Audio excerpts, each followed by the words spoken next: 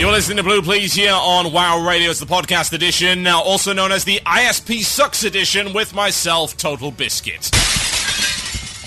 That's a brick going through the ISP's window, incidentally. Obviously, it's going to be a slightly shorter show as a direct result of that, and I do apologize profusely. Not my intention by any stretch. Unfortunately, it looks like I don't have a choice. Oh well, last but by no means least, let's get on with this. This is a nice topic. I actually discussed this before the show. The brief period that my internet decided it would do as it was supposed to do. And it's on the subject of stat simplification. Now, I would like to give Blizzard the opportunity to tell us, in their own words, a little bit about this. So what I've done is I have a clip here from our BlizzCon footage, and we're going to listen to a few minutes from the classes and items panel, where they will attempt to explain some of the changes forthcoming in Cataclysm to the way that stats work. I'll play that for you right now. Our game. One of the things we want to do going into the next expansion, talk louder. Is that it? Is that not loud enough?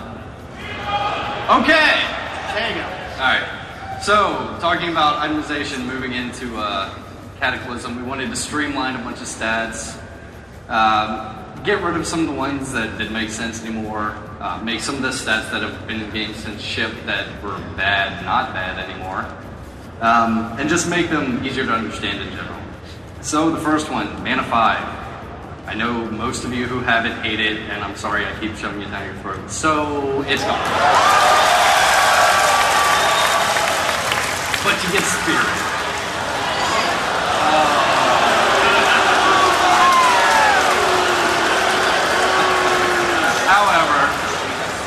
Spirit,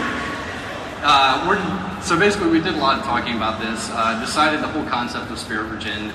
Managing resources is generally not fun for anyone that's not a healer. They're really the only people that ever want to use any kind of mana regen mechanic. So what we did is we're going to give all the healers some form of meditation or in-combat regen, maybe just change how Spirit works to work kind of like Mana 5 in addition. And mages and warlocks, you just don't have to deal with that anymore. Spell power. That's also gone. Don't panic. It's okay. Instead, what we're going to do, Intellect, we're going to make it stop sucking. And Intellect is going to provide your mana and spell power now.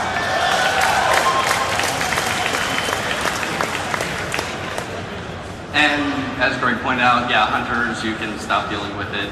Enhancement Shamans also, since you share gear with them, you're not going to have to worry with that either. Attack power, gone also. Now you can panic. What we're going to do instead, though, is try to differentiate the purpose of attack power, what it started out as and what it became. Kind of confusing. Everyone takes it. What we're going to do instead is turn agility into the attack power for the rogues and the hunters. So agility is going to provide 2 AP the same way strength does for plate-wearing classes. For rogues, hunters, shamans, druids. And plate-wearers won't steal your gear anymore.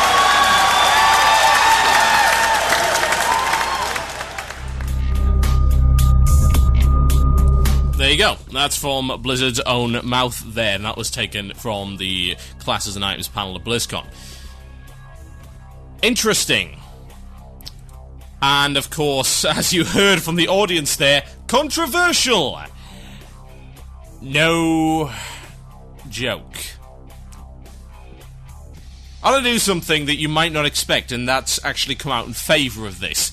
And before you go screaming, let me explain why. It takes a big company, and by big I don't mean large, I mean a company that can look at itself and say, we have made some mistakes, in order to turn around and really gut their system of the chaff and just keep the wheat and then start over. That's what's happening right here. This is my interpretation of it. Another quote from BlizzCon was that they want to make you able to choose what gear you use, as opposed to go to a spreadsheet, find the best in slot, and then plug the item slot with it. Quote, they said that the item might as well not even have a model and name, because you don't really care about it anyway. You just care that it's the best. Now, if I have to sacrifice some variety in stats, particularly when you bear in mind that stats are not all equal. We heard the whole thing, hey, we wanted you to care about Mana 5. Hey, look, nobody cares about Mana 5, because Mana 5 is a really boring stat. Spirit is also a really boring stat, and they have gone to some lengths to make it a little bit more interesting lately. Attack power is a messy, messy stat. It's pointless. It's redundant. Look at it. It's like agility gives attack power. Okay, so why does attack power even have to exist? Why can't you just make agility do the damage? Or strength in the case of warriors and death knights, stuff like that. That makes sense. That takes out a level of redundancy that doesn't need to be there. It's just redundant rubbish. It's systems piled upon systems. The problem that you've got is that the stat system started off at a specific level, and it was not balanced, let me put it that way. Some stats were more preferable than others, and indeed, there are stats which are useless for various classes, and that's fine. I don't expect to have a use for strength as my mage. That would just be silly. I'm fine with that. But as they tried to add layer upon layer of complexity, they just piled stat upon stat upon stat, and what you had is certain stats would clearly benefit your class more than others. So that didn't actually add any kind of choice at all. It was just like, well, okay, mathematically speaking, looking at this guide from Elitist Jerks, that says that this is what I have to do in order to maximize my DPS. That's not a choice at all. It's an illusion of choice, in fact. Not a real choice. Now, what they wanted to do with gear is to give you the opportunity to make a choice. And that's good, because that's something we've never really had variety in. It literally has always been, hey, save your DKP for the best in slot, because the best in slot is mathematically provable. You're always going to run into a situation where every now and again, an item is just going to be flat out better. But it would be nice to not run into that situation in every single slot, in every single dungeon. I don't want to see that. That's dull. Where's the variety in gear? And you've got people complaining about, oh, well, it's nerfing the variety in stats. Here's the thing. If you take down the bad system down to its core mechanics, then you have the opportunity to rebuild it using the knowledge and experience that you've gained over the past 5 years. And in theory, what you can do is you can have it blossom into an even better system with even more variety at the top end, because you have made a robust foundation on which to build. You do not have a shaky foundation, which is what you had initially. And indeed, all the way through to now, the stats are just a mess. Some of them are just not as good as others. Some you don't care about, you don't want. You've got things like armor penetration, which they said it was too mathy, too mathematical. Okay. So you can still get armor penetration, but it's going to become a part of the mastery system. It's going to be built into talents and things like that. Okay, I'm fine with that. I know that armor penetration is a good thing, and I know that I should have it if I'm a certain class. So why don't I just get it and let me make a choice elsewhere? That's the thing. Yeah, okay, yeah, MP5 is going to come from Spirit, so you don't get to choose to have MP5. But all that does, it means it frees your choices up for something that's more fun. Something that's more enjoyable and gives you a more tangible benefit that you can genuinely see. When you gain power in an RPG, whether or not it be through level ups or better gear, it is vitally important to make the distinction between your previous level of power and your current level of power, because making progress in an RPG is something that people want to do. They want to advance their characters. They want to make their characters more powerful. Is that a bad thing? Of course it's not. It's the very essence of computer-based RPGs at any rate, because of course role-playing doesn't really go on in them anymore. And I don't think there'll be a nice acronym for game which involves levels and gear and killing monsters. Yeah, it doesn't really work so well. So you run into the situation where if you take away the bad stats, you can grow the good stats, and then you can add new good stats. Don't get me wrong, they could potentially screw this up bad.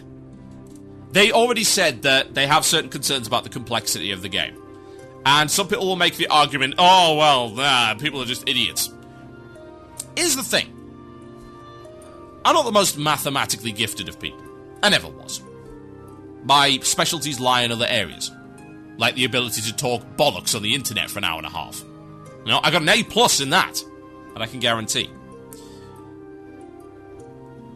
So, when it comes to these stats, I consider myself an above-average player, because I've been in above-average guilds and raided above-average content. As in, I've killed content that only 5 to 10% of the player base has killed. Now, don't get me wrong, that doesn't make me top tier by any stretch. No way. But it does put me in a certain top percentile of the player base. And a certain top percentile of the raiding player base.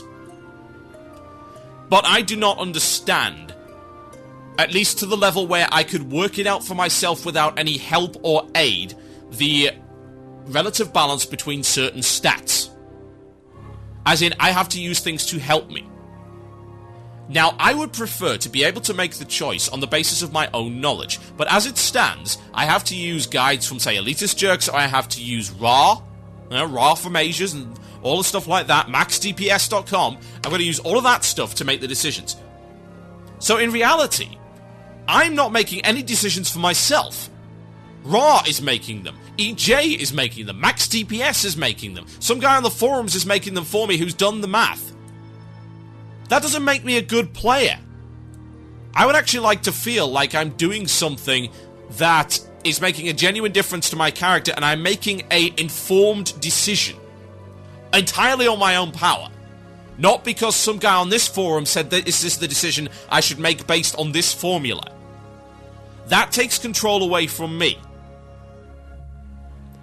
So, let's be honest, the vast majority, I'll put the claim out here, the vast majority of people who are complaining about this are also not the people who do this math themselves. They get it from other places. There's nothing wrong with that, because the result is the same. In terms of being a good player, the result of getting your math from elsewhere, or doing it yourself, as long as you arrive at the same conclusion, it's irrelevant what you've done. It doesn't make a difference to your ability to play, and your ability to raid well. However, I would like it to. I would like to be able to make those informed decisions based on a good stat system. And a stat system whereby I have to make a genuine choice. And I can make a genuine informed choice between stats that are good and matter. And they make a tangible difference to me. Because if something does not make a tangible difference, then it does break the sense of accomplishment from progressing your character via the advancement of stats, levels, and gear. Which again, core mechanic to computer-based RPGs. You cannot break that. If you do, you run the risk, particularly in an MMO, where the storyline is not as strong, where the interaction with NPCs is not as strong, where the quests are not as good, where the content is much more repetitive. You run the risk of making your game dull, and making it dull at endgame. That is not acceptable. Now, you may argue it's like, oh, it's just for the dumb new players and blah, blah, blah. Since when have new players had to deal with stats like that? They just take what they can get. The advanced stats and stuff comes at endgame.